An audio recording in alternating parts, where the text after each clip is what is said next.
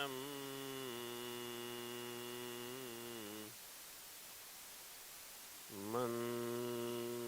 मन्दहास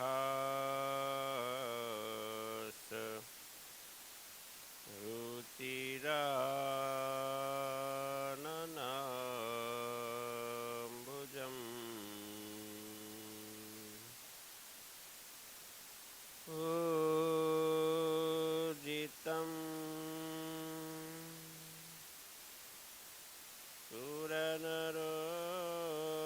सुरनरोत्तमैर्मुदा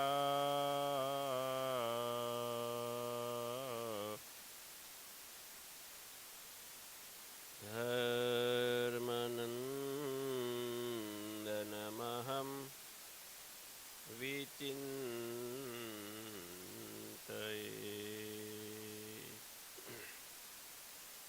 धर्मनन्दनमहं विचिन्तये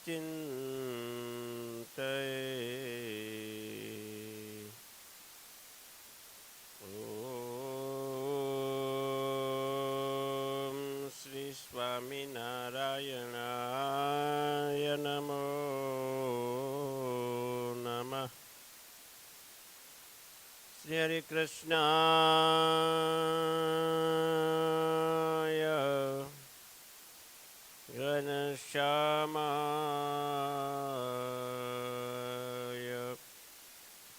नीलकंठाय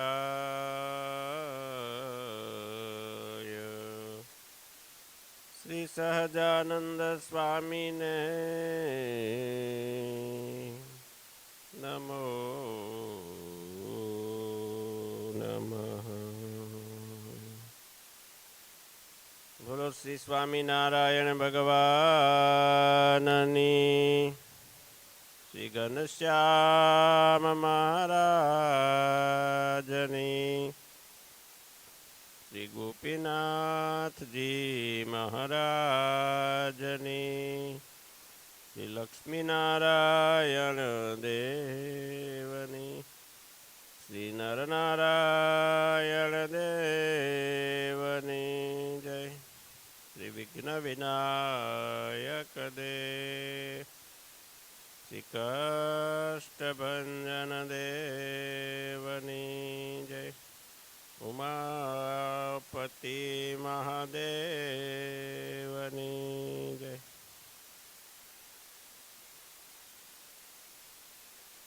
जय स्वामीनारायण।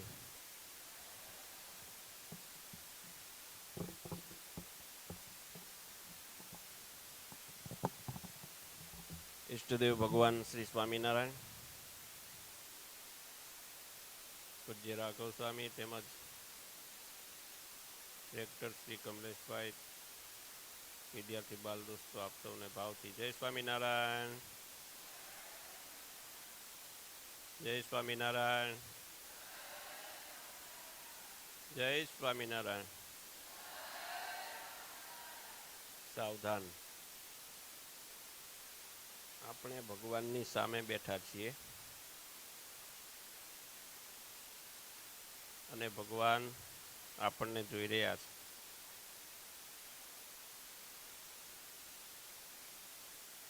આપણે કંઈ પણ કર્મ કરીએ ને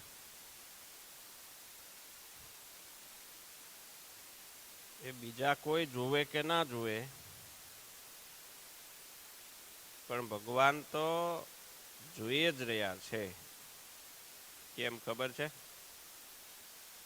કારણ કે ભગવાન તો અણુ અણુમાં રહેલા છે, બધી જ જગ્યાએ છે। આપણે એકલા જ હોઈએ રૂમની અંદર ને રૂમ અંદરથી બંધ કરી દઈએ એટલે બીજા કોઈ ના જુએ। માણસો હોય બીજા કોઈને કંઈ દેખાય નહીં, પણ ભગવાન તો જોઈ રહ્યા છે કે નહીં? ભગવાન તો દરેક જગ્યાએ છે, એવરીવેર ઇઝ ગોડ, કણ કણમાં છે। એટલે સાવધાન રહેવું જરૂરી છે હો ભાઈ। અને આ તો દિવ્ય સ્થાન ભગવાનનું। અહીંયા જેટલા શુદ્ધ મનથી તમે સારા વિચારોને ગ્રહણ કરો ને એટલી દિવ્ય એનર્જી તમને મળે। આ એવું સ્થાન, આ વાતાવરણની ઓર જ કંઈક જુદી છે। તમારે એ ચેક કરવાનું એને. અહીંયા બેઠા હોય એટલે કેવી મનમાં શાંતિ હોય, ભગવાનની સામે તમે દર્શન કરો અને મનમાં જોવાનું વિચારવાનું, એકદમ શાંતિનો અનુભવ થશે. મનમાં બહુ બધા વિચારો નહીં આવે. અને ફિલ્મ જોતા હોય ને ત્યારે તપાસ કરવાની કે મનમાં કેવા વિચારો આવે છે. અલગ પ્રકારની દુનિયા થઈ જાય ત્યાં. લારી ગલ્લામાં કંઈક ખાતા હોય પાણીપુરીના અંતે બધું, ત્યારે જોવાનું ત્યારે કેવા વિચારો છે.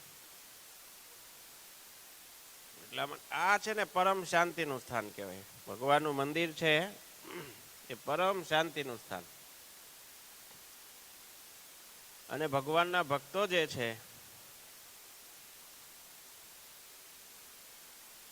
જે ભગવાનની ભક્તિ કરે છે, જે ભગવાનની નજીક છે,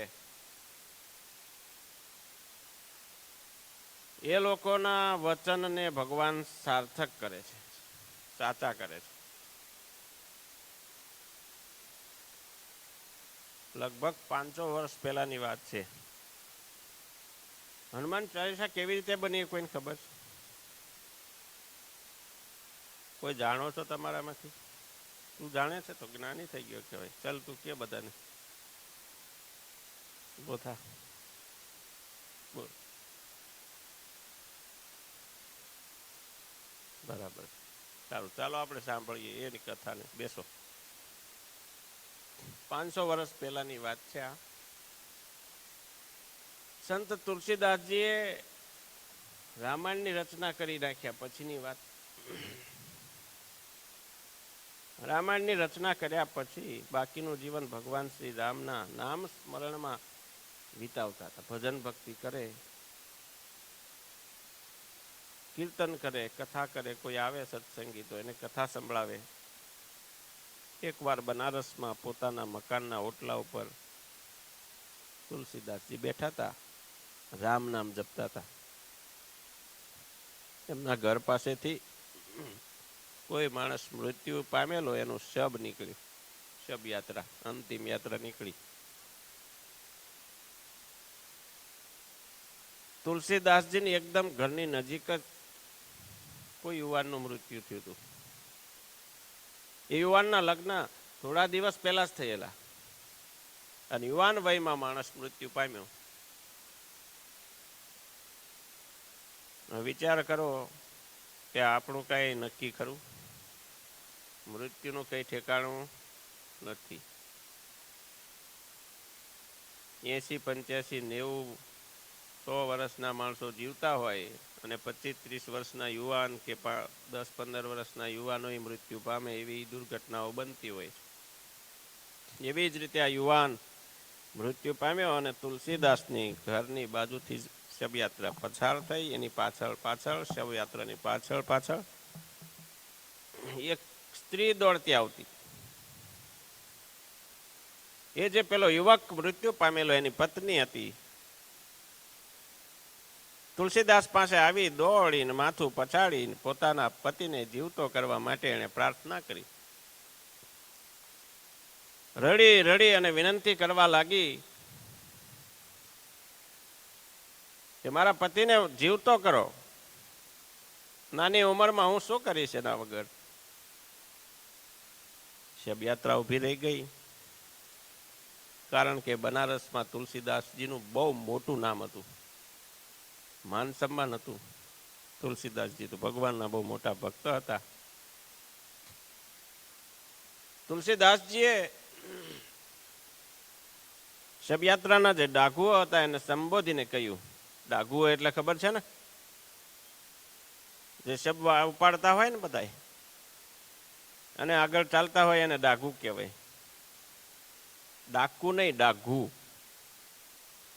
એને સંબોધીને કહ્યું, सब लोग राम का नाम लो, राम का नाम ही सत्य है, अगर राम ने चाहा तो वो जिंदा हो जाएगा, अगर राम ने चाहा तो वो जिंदा हो जाएगा. બધા ડાકુઓએ રામ બોલો ભાઈ રામ, રામ બોલો ભાઈ રામ, રામ નામ સત્ય હૈ, રામ નામ સત્ય હૈ.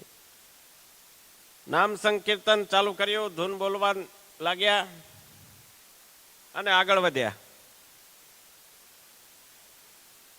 ઈશ્વરની ઈચ્છા હશે કે ગમે તે હોય, પણ ભગવાન રામે તુલસીદાસજીની લાજ રાખી અને પેલા યુવાનનો જીવ પાછો આવ્યો.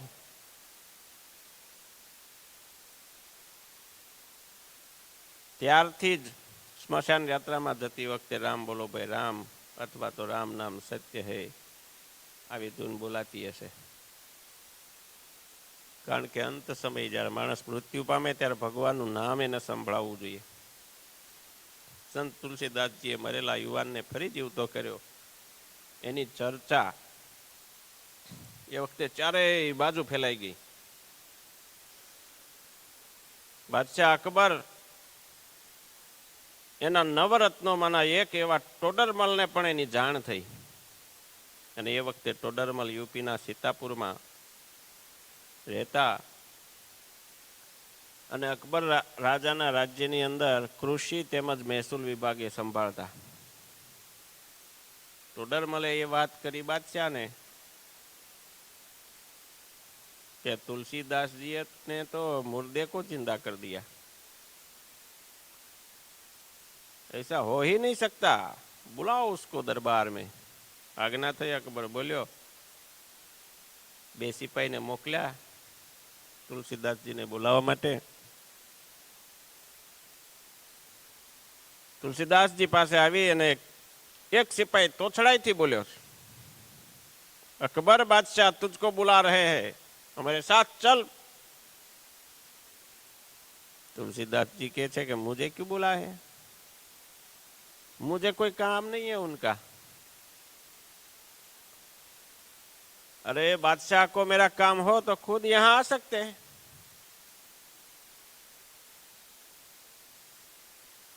तुलसीदासजी આવો જવાબ આપી દીધો અને 24 કલાક ભગવાન રામની ભક્તિમાં મસ્ત થઈ ગયા. સિપાહીઓ પાછા ગયા. જઈને અકબર બાદશાહને વાત કરી કે તુલસીદાસજી તો આવવાની ના પાડે છે, કે બાદશાહને કામ હોય તો અહીંયા આવે, મારે એનું કંઈ કામ નથી. ભગવાનના ભક્ત હોય ને લમસ્ત હોય, એને કઈ દુનિયાદારી હારે લેવા દેવા ન હોય.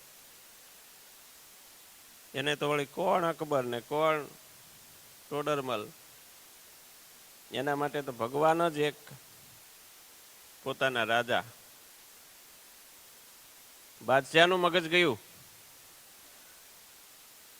उसकी ये हिम्मत कि बादशाह के फरमान का भी ठुकरा दे, बंदी बनाकर उसको पकड़ के ले आओ. सिपाहीઓ તો ફરી બનારસ ગયા. તુલસીદાસજીને પકડી કેદી બનાવી અને ફતેહપુર સિકરી અકબર બાદશાહના દરબારમાં લઈ આવ્યા. અને એ વખતે અકબરે દિલ્હીના બદલે ફતેહપુર સિકરીને પોતાની રાજધાની બનાવેલી હતી. પહેલા દિલ્હી રાજધાની નહોતી, ફતેહપુર સિકરી રાજધાની હતી રાજા રજવાડાઓના વખતમાં.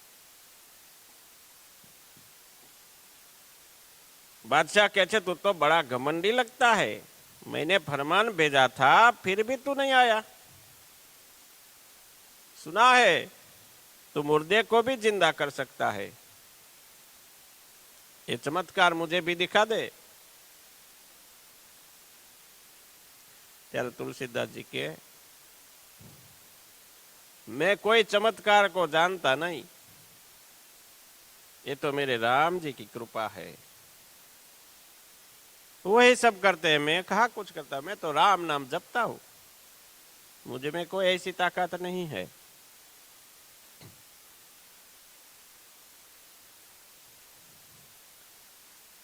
लोग खबर के छे मेरे सामने तेरा चमत्कार नहीं दिखाएगा क्या? अगर नहीं दिखाया तो मैं तुझे हमेशा के लिए काल कोठड़ी में बंद कर दूंगा. तुलसीदास जी तो कहे जय श्री राम जी की इच्छा. अकबर बादशाह तो खूब ज गुस्से થઈ ગયો. સિપાહીઓને હુકમ કર્યો सबसे कड़ी सजा वाली काल कोठड़ी में उसको डाल दो.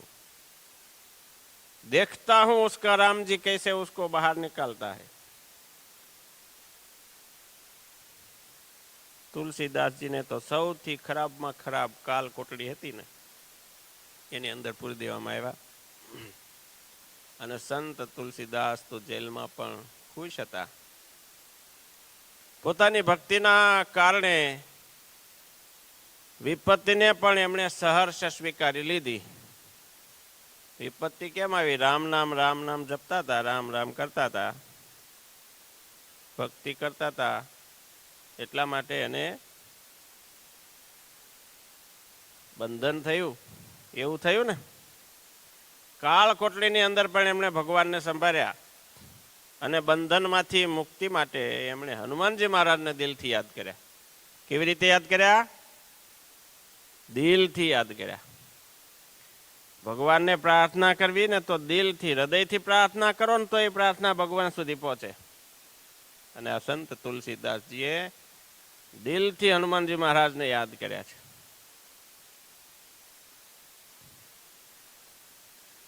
અને બીજા દિવસથી જ એમણે હનુમાનજી મહારાજના ગુણગાન ગાઈને ચોપાઈઓ લખવાની શરૂ કરી. અને સૌ પહેલા દોહો લખ્યો, શ્રી ગુરુ ચરણ સરોજ રજ નિજ મન મુકુર સુધાર્યા, દોહો લખ્યો છે. અને ત્યાર પછી એક ચોપાયો, જય હનુમાન જ્ઞાન ગુણ સાગર જય કપીશ તિહુ લોક ઉજાગર રામદૂત તુલિત બલધામા અંજની પુત્ર પવન સુત નામા. એક પછી એક ચોપાઈઓ લખવા માંડ્યા છે. અને રોજ એક નવી ચોપાઈ લખે અને 100 વાર એનો પાઠ કરે. એક ચોપાઈ લખે અને 100 વાર પાઠ કરે. એમણે જેવી 36મી ચોપાઈ લખી, સંકટ હરે મિટે સબ પીડા જો સુમિરે હનુમંત બલબીરા. આ ચોપાઈ લખીને તરત જ ભગવાન શ્રી રામના પરમ ભક્ત હનુમાનજી મહારાજ તુલસીદાસજીને બચાવવાને માટે જાગૃત થયા છે. અને છેવટે 38મા દિવસે આ બંધન મુક્તિ માટે તુલસીદાસજી મહારાજે હનુમાનજીને પ્રાર્થના કરી છે. એ 100 પાઠ કરે કોઈ છૂટે બંદી મહાસુખ હોય. તુલસીદાસજી આ રીતે 40 દિવસમાં 40 ચોપાઈઓ પૂરી કરી અને રોજ 100 વાર પાઠ કરતા ગયા. જેવા 40 દિવસ પૂરા થયા અને છેલ્લી ચોપાઈ લખાણી અને ચમત્કાર થયો. હજારો વાનરાઓ ફતેપુર સિકરી ઉપર એક સાથે આવી ગયા. આક્રમણ જ કર્યું. જેમ લશ્કર આક્રમણ કરે ને એમ આક્રમણ થયું. આખા શહેરમાં ભયંકર તોફાન મચાવી દીધું. વાંદરાઓ રાજમહેલમાં ઘૂસી ગયા, તોડફોડ ચાલુ કરી. બધા જ ડરી ગયા. અકબર બાદશાહ મૂંઝાયો અને તાત્કાલિક જે અનુભવી એના જે મૌલાનાઓ હતા, જેણે કંઈક સિદ્ધિઓ હાંસલ કરી હોય, બોલાવ્યા એમને અને પૂછ્યું કે આટલા બધા વાંદરાઓનું અચાનક આક્રમણ કેમ થયું? ક્યાંયથી વાંદરું દેખાતું નહોતું ફતેપુર સિકરીમાં, આવ્યા ક્યાંથી આટલા બધા લાખોની સંખ્યામાં?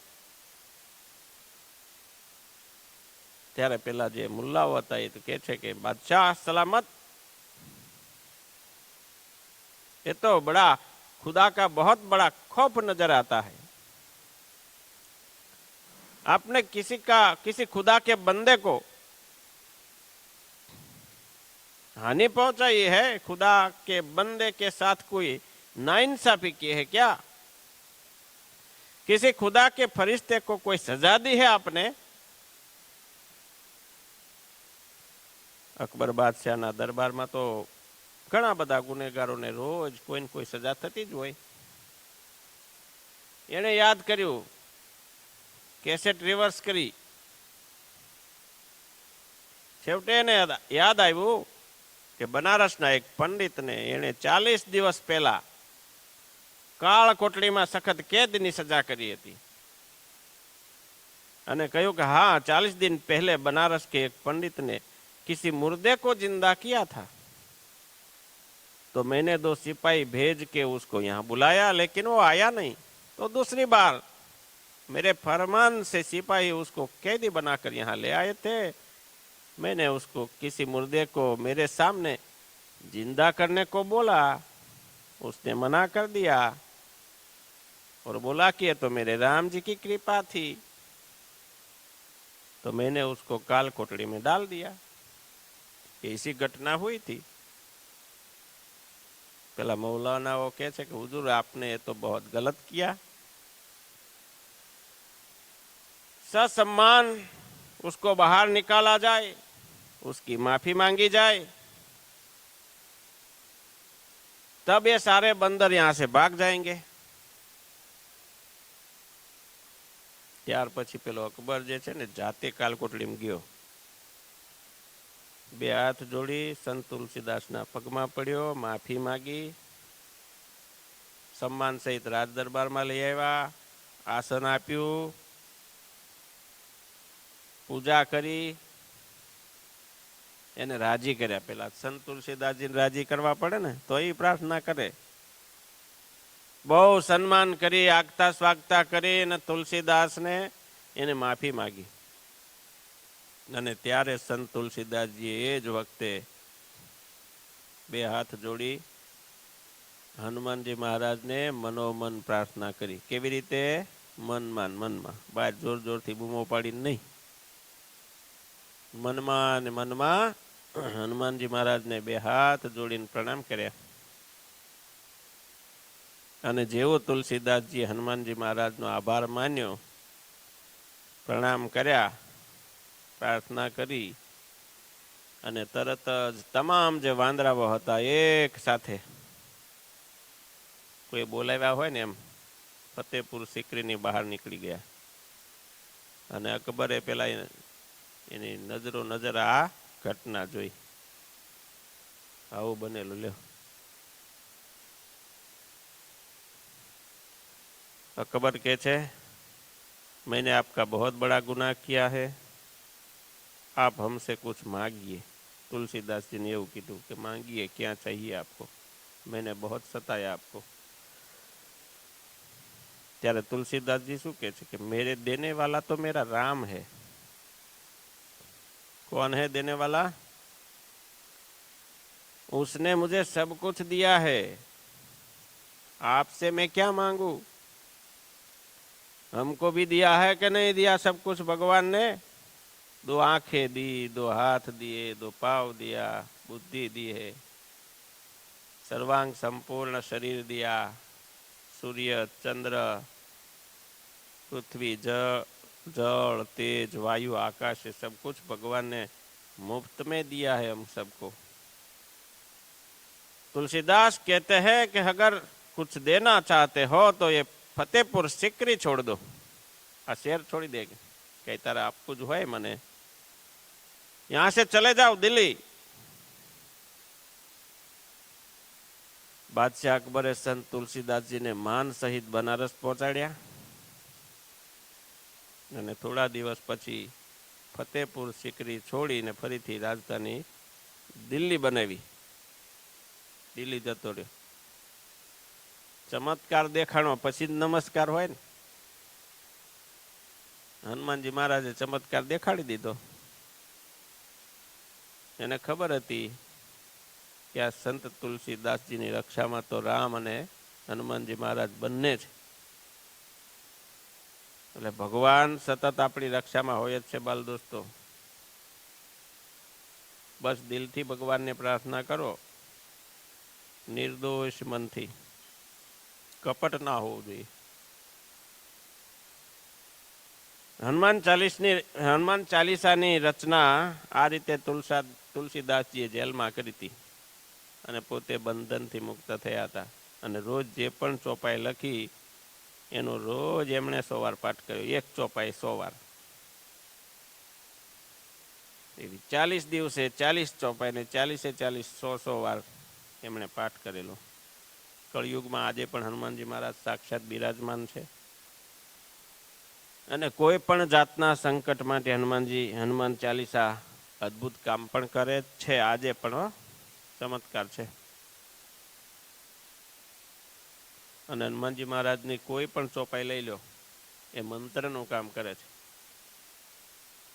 અને આ હનુમાનજી મહારાજનું જે 40 દિવસનું અનુષ્ઠાન એનું હોય છે, અને 41મા દિવસે પૂર્ણાહુતિ એની કરવાની હોય છે. હનુમાન ચાલીસા હનુમાનજી મહારાજની શ્રેષ્ઠ ઉપાસના છે. આજે પણ લોકો હનુમાન ચાલીસાના અનુષ્ઠાનો કરે છે. આજે પણ હનુમાનજી મહારાજ અનેક લોકોના દુઃખ દૂર કરે છે. કિંગ ઓફ સારંગપુર ઓળખો છો? જાણો છો? કેટલા જાણો છો? કેટલા જણાએ દર્શન કર્યા છે? કિંગ ઓફ સારંગપુરના કેટલા દર્શન કર્યા છે? આટલા બધાએ કર્યા છે? સારંગપુરની અંદર છે. બસ નીચે હાથ રાખો. અને એક અષ્ટબંધન દેવ આજે ઘણા બધા લોકોના કામ કરી રહ્યા છે. ભૂત પ્રેત આદિનો ઉપદ્રવ હોય એને પણ સુખિયા કરે છે. એવા કમિયાળા હનુમાનજી મહારાજ છે. એ પણ ગોપાળાનંદ સ્વામી પધરાવેલા. સારંગપુરમાં હનુમાનજી મહારાજ છે, એ પણ એમણે પધરાવેલા. એ બંને પ્રતાપી હનુમાનજી મહારાજ છે. અને એવા કેટલાય ભારતની અંદર હનુમાનજી મહારાજના મંદિરો છે કે જ્યાં અનેક ભક્તો પોતાના દુઃખોથી દુઃખી થઈને આવે છે, અને હનુમાનજી મહારાજ એના તમામ પ્રકારના કષ્ટો, વિઘ્નો બધું જ દૂર કરે છે. એવા હનુમાનજી મહારાજ આટલા મહાન કેમ બન્યા? સેવાથી. એમણે ભગવાન શ્રી રામની સેવા કરી, એમણે ભગવાન શ્રી કૃષ્ણની સેવા કરી, એમણે ભગવાન શ્રી સ્વામિનારાયણની પણ સેવા કરી, અનેક દેવતાઓની સેવા કરી, અનેક સાધુ સંતોની સેવા કરી, અનેક ભગવાનના ભક્તોની એમણે સેવા કરી છે. દીન દુખિયા કેટલાય લોકોની સેવા હનુમાનજી મહારાજ કરે છે. તો જે સેવા કરે ને એના ઉપર ભગવાન રાજી થાય, એ વાત નક્કી છે. હનુમાનજી મહારાજ એ રાજી થાય, પણ સાચા હૃદયથી સેવા કરે ને તો, સેવા ભાવથી ને ભગવાનને રાજી કરવા માટે થઈને જે સેવા કરે એના ઉપર ભગવાનની કૃપા થાય, એના ઉપર હનુમાનજી મહારાજની કૃપા થાય, તમામ દુઃખ એના દૂર થાય. આ ભરતભાઈ બેઠા ને એ હનુમાનજી મહારાજના દર્શન કરવા મહિનામાં એકાદ વાર તો જતા જ હશે. તો એની ઉપર એ હનુમાનજી મહારાજની કૃપા થઈ છે. એટલે સાક્ષાત ને જાગતા દેવ કોઈ હોય ને તો હનુમાનજી મહારાજ છે. અને હનુમાનજી મહારાજ શું કહે? હું તો રામનો દાસ છું, ભગવાનના દાસ પોતાના માને. સ્વામિનારાયણ ભગવાનને શિક્ષાપત્રીમાં કહ્યું કંઈક ભૂત પ્રેત આદિનો ઉપદ્રવ થાય તો ભગવાનના ભક્તોએ શું કરવું? તો હનુમાનજી મહારાજના મંત્રનો જાપ કરવો, સ્તોત્રનો પાઠ કરવો, અથવા તો નારાયણ કવચ સ્તોત્રનો પાઠ કરવો. આ સ્વામિનારાયણ ભગવાનની આજ્ઞા શિક્ષાપત્રીમાં. જપ્યમ ચ હનુમન મંત્રો, આ શ્લોક એનો. તો એવા હનુમાનજી મહારાજ સારંગપુરની અંદર ગોપાળાનંદ સ્વામીએ બિરાજમાન કર્યા. શું કામ બિરાજમાન કર્યા? તો ત્યાંના જે જીવા ખાચર હતા એ બહુ મોટા ભગવાનના ભક્ત હતા. સ્વામિનારાયણ ભગવાન ધામમાં જતા રહ્યા પછી એની પેઢીમાં ગરીબી આવી ગઈ, ને એ વખતે ગોપાળાનંદ સ્વામી બોટાદમાં હતા. એના ત્રીજા વંશજ હતા એ ગોપાળાનંદ સ્વામી પાસે ગયા અને કહ્યું કે બહુ ગરીબી છે, ભગવાન સંતો ભગવાનની કૃપા થાય એવું કંઈક પ્રાર્થના કરો. ત્યારે ગોપાળાનંદ સ્વામી કહ્યું તમે સારંગપુર જાઓ, તમારા દુઃખ દૂર કરે એવા હું તમને તમારા ભાઈ આપીશ. પછી સારંગપુર ગયા. સારંગપુર જઈને હનુમાનજી મહારાજની સ્થાપના કરી કે જે કોઈ અહીંયા હનુમાનજી મહારાજની આગળ દુઃખ લઈને આવશે એનું દુઃખ આ હનુમાનજી મહારાજ દૂર કરશે ને ત્યારથી આરંભીને આજ સુધી હનુમાનજી મહારાજ અનેક લોકોના કષ્ટ દૂર કરે છે. એવા સ્વામિનારાયણ ભગવાન, એવા હનુમાનજી મહારાજ આપણને મળ્યા છે. એટલે વિદ્યાર્થીઓએ વાંચતા પહેલા આંખો બંધ કરી હનુમાનજી મહારાજને યાદ કરવા કે હનુમાનજી મહારાજ અમને વાંચેલું બધું યાદ રહે એવી કૃપા અમારા ઉપર કરજો. એમ આંખો બંધ કરી એકાગ્ર મન કરીને પછી વાંચવા બેસવું. એટલે હનુમાનજી મહારાજ તમારા ઉપર કૃપા કરે ને એટલે તમારું મન વાંચવામાં લાગે. ખરું કે નહીં? ઘણા બધાને એવું હશે, ઘણા વિદ્યાર્થી એવું કે હું બહુ વાંચું સ્વામી પણ કઈ મને યાદ નથી રહેતું. એવું થાય છે ને? ઘણા બધાને એવું થતું હોય. કેટલાને એવું થાય છે? હું તો સ્વામી બહુ વાંચું છું પણ ભૂલાઈ જવાય છે. પરીક્ષા દેવા જાઓ તો પરીક્ષાનું પેપર ખોલું ને તો બધું ભૂલાઈ જાય ને પછી ઘરે આવું ને પછી જો ને પરીક્ષાનું પેપર તો બધું યાદ હોય. એવું થાય ને? ઘણા બધાને એવું થતું. આવી લગભગ કોમન આ સમસ્યા છે. એ સમસ્યાનું સમાધાન આવું કરવાનું. તમારે વાંચવા બેહો ને ત્યારે આંખો બંધ કરી દેવાની, હનુમાનજી મહારાજને યાદ કરવાના અને મંત્ર જાપ કરવાનો. કયો ખબર છે? ઓમ હનુમતે ભયભંજનાય સુખમ કુરુ ફટ સ્વાહા. યાદ રહ્યું? બોલો જોઈ એકારે બધા. 1 2 3 સ્ટાર્ટ. ઓમ નમો હનુમતે ભયભંજનાય સુખમ કુરુ ફટ સ્વાહા. મનમાં બોલવાનો મંત્ર, જોરથી નહીં બોલવાનો. મનમાં આંખો બંધ કરી હનુમાનજી મહારાજ યાદ કરવાના અને આ મંત્ર બોલવાનો અને પછી પ્રાર્થના કરવાની કે હે હનુમાનજી મહારાજ, હું જે વાંચું એ બધું મને યાદ રહે એવી મારા ઉપર કૃપા કરો. એટલે હનુમાનજી મહારાજ જો તમારા ઉપર કૃપા કરી દે ને આમ બધું યાદ રહી જાય. અને પરીક્ષા આપવા જાઓ ને, CBSEની પરીક્ષા શરૂ થઈ, કાંઈ નથી CBSE વાળા? 10મા વાળા CBSE છે કોઈ 10થમાં? તમારે 19થી શરૂ થાય છે. તો પેપર લખવા બેસો ને ત્યારે આંખો બંધ કરી મનમાં મંત્રોચ્ચાર કરી અને હનુમાનજી મહારાજને પ્રાર્થના કરવાની કે હનુમાનજી મહારાજ, આખું વર્ષ હું ભણ્યો છું એમ મને જે ભણ્યો છું ને એ યાદ આવી જાય એવી કૃપા કરો. પછી જુઓ પેપર લખી દેવાનું, બધું આવડી જાય. સહજાનંદ સ્વામી મહારાજની જય.